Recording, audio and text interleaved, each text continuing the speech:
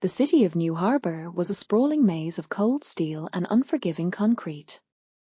In its forgotten alleys and shadowy corners lived Elias Thornton, a man with a road map of a life etched onto his face.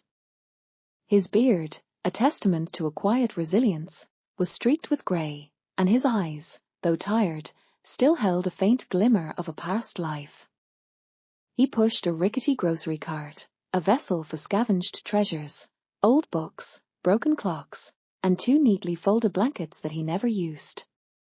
Years ago, Elias wasn't a shadow. He was a craftsman, the proud owner of Elias Fix-It Shop on Maple Avenue, a tiny space that smelled of solder and sawdust. It was here he mended everything from vintage radios to stubborn toasters.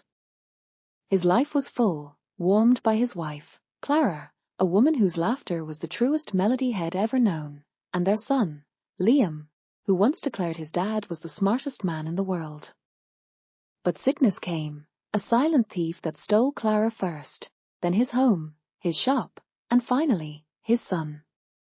Liam, 17 and hurting, left one day, and Elias was left with nothing but the echoes of a life he once had.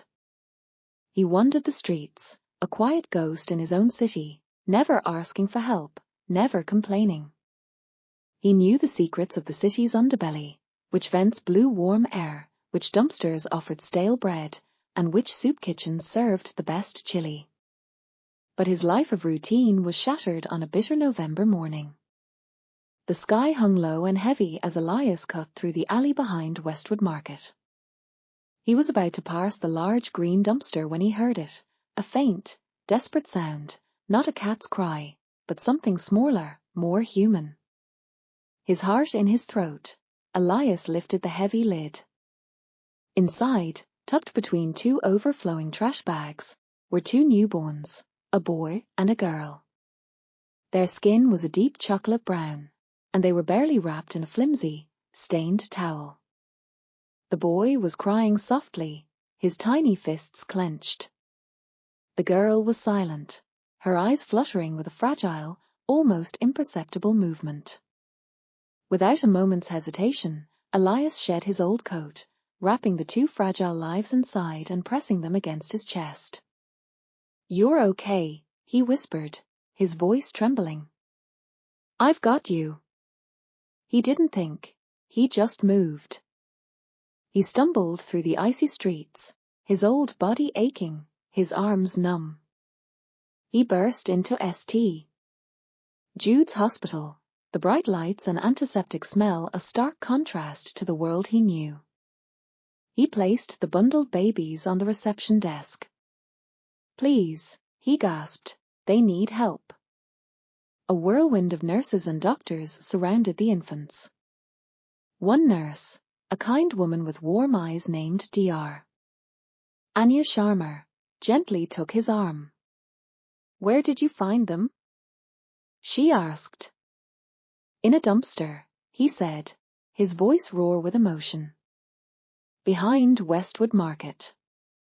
Elias spent the night in the waiting room, a silent sentinel. The hospital staff brought him coffee and dry socks, but he refused to leave. The next morning, Dr. Sharma approached with a smile that reached her eyes. "They made it," she said. "Both of them. We've named them Amari and Caleb for now. They're stable." Elias' shoulders slumped with relief, and he wept, a quiet, broken sob that held 20 years of unspoken grief. In the weeks that followed, Elias became a fixture at the hospital, sitting outside the nursery window, watching the twins grow stronger. He found a piece of his heart he thought had died with Clara and Liam. He even started fixing things again, old radios, broken bicycles, giving them to local shelters. He felt a purpose he hadn't known in decades. But all too soon, social services arrived. Elias, with no home or income, had no legal standing. He couldn't adopt them. Dr. Sharma stood with him as the twins were taken away to foster care. "You saved them, Elias," she said. That matters. He nodded, tears blurring his vision, and returned to the streets. 20 years vanished. Elias's beard was now a pure, luminous white, and his movements were slower, his hands more brittle.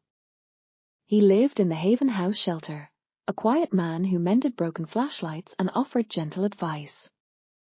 Every year on that cold November day, he would return to the alley behind Westwood Market, not to mourn, but to honor the day that reminded him he was not invisible. He would leave a small offering, a warm scarf or a pair of mittens, a quiet thank you to the universe. He never expected a letter. The envelope was heavy, with a return address he didn't recognize. His name, Mr. Elias Thornton, was written in a confident hand. The message inside was simple, handwritten on thick cardstock. Dear Mr. Thornton, you once saved 2 lives. We never forgot. Please be our guest of honor at the Riverside Gala, December 12th, 6 p.m. Formal attire not required. Just bring yourself. There was no signature. On the night of the gala, Elias wore his best clothes, a donated navy coat and polished shoes. He took the bus to Riverside, his heart thrumming with a mix of apprehension and disbelief. The building was magnificent, a beacon of light and music. A hostess at the front desk greeted him by name and led him into a ballroom filled with people in elegant suits and flowing gowns. The lights dimmed, and a young man with a neatly braided hair and a confident demeanor took the microphone. Good evening, everyone. Tonight, we're not just here for a charity event. We're here to honor a legacy. A second, taller man with a warm smile stood beside him. The first man's voice was full of emotion as he continued, 20 years ago, my sister and I were abandoned. We don't remember that day, but we will never forget the man who gave us life. A man with nothing but his coat, who didn't walk past, but who gave us everything when he had nothing. Elias felt his knees buckle as the 2 men stepped off the stage and walked toward him. I'm Amari, the first one whispered, his voice thick with emotion. And I'm Caleb, the taller one said, embracing him. You gave us our first home, your coat. We've been looking for you ever since we were old enough. Elias couldn't speak. Tears streamed down his weathered face as the entire room gave him a standing ovation. Amari stepped back, his voice now strong and clear. Because of Elias, I became a pediatric oncologist. And Caleb, here, is a structural engineer who just started a non-profit to build affordable homes for displaced families. A chorus of applause filled the room. Then, on a large screen behind them, an image of a cozy house with a porch swing and a small garden appeared. Caleb held out a set of keys to Elias. This is yours, he said. Fully paid for. In your name. Elias gasped. I can't possibly. You already did, Amari said, taking his hand. And there's more. A monthly stipend, full medical coverage, and a workshop in the backyard, fully stocked. Just in case you ever want to keep fixing things. Elias sat, overwhelmed. Why me? He whispered. Why now?